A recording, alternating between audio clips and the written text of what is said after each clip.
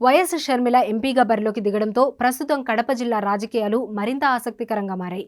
తమ కంచుకోటలో first time YS family రెండుగా చీలి బరిలోకి దిగుతున్న తరుణంలో జిల్లాలో కడప లోక్సభ నియోజకవర్గ పరిధిలో ఎలాంటి సంచలనాలు నమోదవుతాయోనని ఉత్కంఠ నెలకొంది. అవును, ఏపీ కాంగ్రెస్ చీఫ్గా బాధ్యతలు స్వీకరించినప్పటి నుంచి వైఎస్ షర్మిల తన అన్న ఏపీ సీఎం వైఎస్ జగన్పై తీవ్ర స్థాయిలో విమర్శలు చేస్తున్నారు. ప్రధానంగా ప్రత్యేక హోదా పేరు చెప్పి వైఎస్ జగన్పై ఆమె తీవ్ర వ్యాఖ్యలు చేశారు.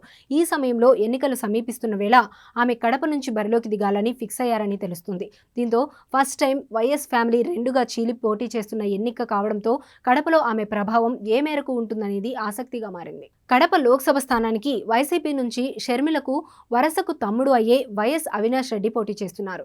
ఈ నేపథ్యంలో టార్గెట్ అవినాష్ అన్నట్లుగా షర్మిల బరిలోకి దిగుతున్నారని అంటున్నారు. దీంతో ఆమె లోక్సభకు పోటీ చేస్తే ఆ ప్రభావం ఆ పరిధిలోని 7 నియోజకవర్గాల పైన పడే అవకాశం ఎంత అనేది ఇప్పుడు ఆసక్తికరంగా మారింది. కడపలో షర్మిల ఎంపీ అభ్యర్థిగా బరిలోకి దిగడంతో ఆ పార్లమెంట్ నియోజకవర్గ పరిధిలోని కడప, పులివెందుల, బద్వేల్, జమ్మలమడుగు, కమలాపురం, మైదుకూరు, ప్రొద్దుటూరు అసెంబ్లీ నియోజకవర్గాల్లో ఏ మేరకు ప్రభావం చూపించే అవకాశాలున్నాయనేది ఇప్పుడు అత్యంత ఆసక్తికరంగా మారింది. ఇక్కడ ఇప్పటి వరకు ద్విముఖ పోరుగా ఉన్న పోటీ కాస్త షర్మిల ఎంట్రీతో ఇప్పుడు త్రిముఖ పోరుగా మారే అవకాశం ఉందని చెబుతున్నారు.